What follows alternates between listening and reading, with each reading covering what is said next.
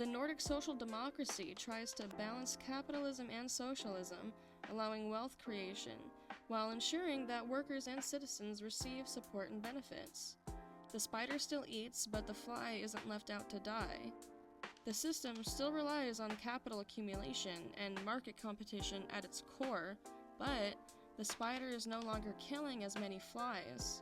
Fundamentally, however, it's still the same hierarchical structure. Can the spider's nature ever truly change?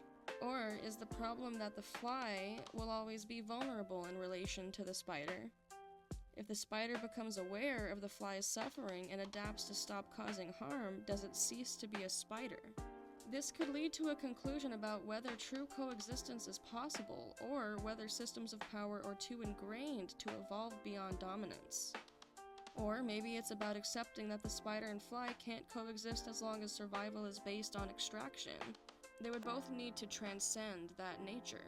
Pressure doesn't work. Companies adopting corporate social responsibility measures or labor unions forcing companies to improve working conditions only means the spider adapts because it faces consequences of scarcity. In this case, coexistence isn't happening out of moral awakening, but because the cost of predation becomes unsustainable. The jumping spider that feeds on acacia plants shows that coexistence is possible, but only because the spider has adapted to a new source of nourishment. Translating this to human systems means that coexistence can happen when both parties have their needs met through alternative means.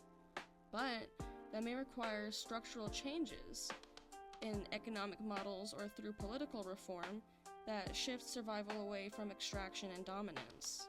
The bigger philosophical point may very well be that coexistence is only possible when the spider evolves beyond its nature, which suggests that coexistence in human systems might require changing not just structures, but underlying human behaviors and motivations.